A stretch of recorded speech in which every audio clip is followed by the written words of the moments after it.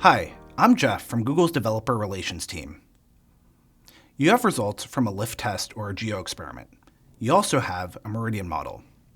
The challenge is, how do you pass the knowledge from the experiment into the model and help your suite of measurement tools work better together? If you don't use your experiment data and instead use Meridian's default prior, you are using a moderately informative prior. This starting point allows the model to find patterns in the data, but it makes limited use of the full capabilities available to you. By calibrating the priors in Meridian, you can leverage your business domain knowledge to better guide the model. So that's Calibrate. Suppose your lift test gave you a specific ROI, say 1.5, with a standard error of 0.2. The standard error from your test results informs that width.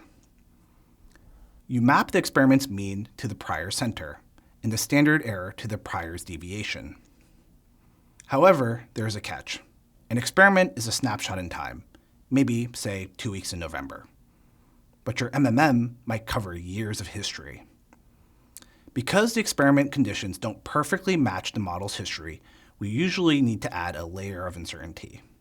To do this, we take that tight confidence interval from the experiment and widen it slightly.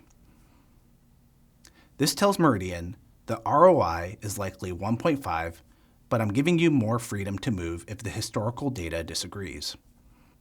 Meridian defaults to a log normal distribution for ROI priors to prevent negative values. You also have the power to utilize alternative distributions given your comfort level. Typically, your experiment's point estimate serves as the anchor point for this distribution. However, you also have to compare apples to apples.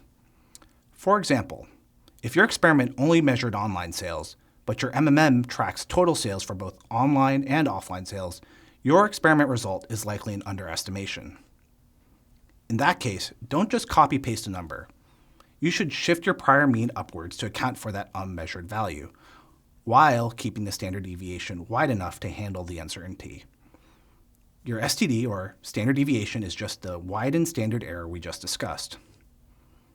This is your leverage point. If you trust the experiment perfectly, keep the standard deviation low. If the experiment is old or misaligned to your MMM, dial up the standard deviation. One final tip: always plot the prior distribution before running Meridian. Ensure the distribution covers the range of values that makes the most business sense. Check out the documentation in the links below. Thanks for watching.